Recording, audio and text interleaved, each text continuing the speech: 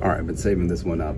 Time to go on a little bit of a rant, because whenever you bring up drafting a quarterback in this year's class, 2023, everyone and their mom brings up, oh, just wait till next year. The quarterbacks are better next year, blah, blah, blah, blah, blah, blah, blah. Now, that's perfectly fine from us, a fan's perspective, because we'll be here, but that's not how a team operates, right? And it's not how they should operate. Like, sure, as a last resort, like if they can't find their guy, yeah, I mean, go ahead, wait till next year. And we're just like, oh, what about Drake May? Oh, what about Caleb Williams? Oh, what about Quinn Ewers? What about quarterback we don't even know about yet? You know, like jumping Joe Burrow. 2018 was seen as a day 3 pick, and then 2019 happened. Then he was the #1 overall guy, right? So some quarterbacks gonna come out of nowhere. But I understand on the surface the logic, but it's so backwards. It really is. Where the Vikings are going through this draft process now, and they're evaluating Stroud, Young, Levis, Richardson, Hooker, McKee, whoever, right? And if they deem that one of those guys is the guy, go get him, right? And it doesn't even matter that the next guys are going to be really good, because guess what? If they're so good, there's going to be even more demand for them. And also, the teams towards the top of the draft, they generally have a pretty shitty quarterback, so they're going to be interested in it, because it's an anomaly that the Bears had the #1 overall pick this year with their future franchise guy in place, right? So a team up of one is going to take the quarterback, and there's going to be so much demand for those guys, and the Vikings are going to have a good season this year. They'll be drafted in the back end of the first round, number 32, where it's a moot point. And so say you're the Vikings and Will Levis falls to, say, 10 with Philadelphia. Howie Roseman. Howard calls up Kwesi. Vikings have a good deal in place. Kevin O'Connell and Kwesi are completely sold on Will Levis. They feel like they can work with him. Plus, they have the benefit of him having a redshirt year behind Kirk Cousins before taking over the offense in 2024. You're telling me that if all of that lines up, which isn't unrealistic, by the way, that they should pass because, oh, well, we could trade up 4 first-round picks for Caleb Williams next year. They're not going to do that. No, and like I said, it's very much a fan perspective, because we're not going anywhere.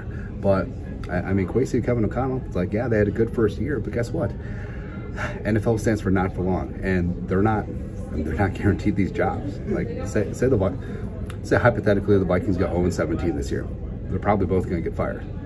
Depending on the circumstances, but it's not on the realm of possibility, because of course we're Vikings fans. But again, they should not pass up the situation if they feel like they have the guy. So if they find themselves in a spot where they can go get Levis, where they can go get Richardson, where they feel like Hendon Hooker is the guy, where they feel like Tanner McKee is the guy. I mean, yes, us as fans can be like, well, that player has flaws, but these guys, this is their job, this is their livelihood, this is their life's work.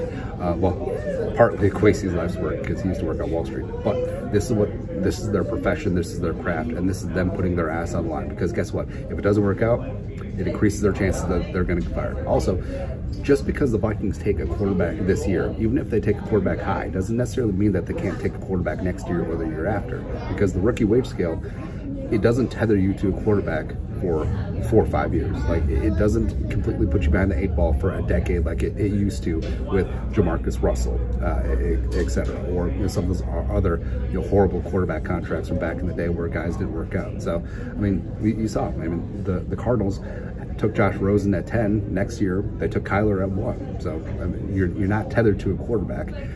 But for the Vikings, it would be obtuse. Like, if they did all of this work and they have an opportunity to get their guy that they feel like they can sit behind Kirk for a year and then go from there, just because of the quarterbacks next year.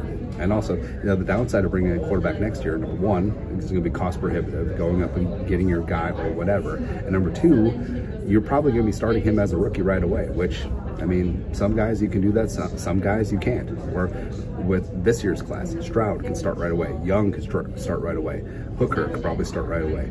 I would prefer to sit Richardson and Levis for a year, full stop. So that would be the perfect situation for them, and that's what the Vikings have this year. But anyways, we'll see. Like I said, I understand the logic. Like, on paper, on purpose, sure, maybe the 2024 class looks better than this year's class, but I mean, decision makers like Kwesi and Kevin O'Connell, they don't have that luxury. And if they find a guy that they deem to be the dude that they can work with, that they can build this franchise around, go get him. Go get him. And just, if they have the opportunity, in the back of their mind, you'll be like, well, we could trade up for Drake May. No.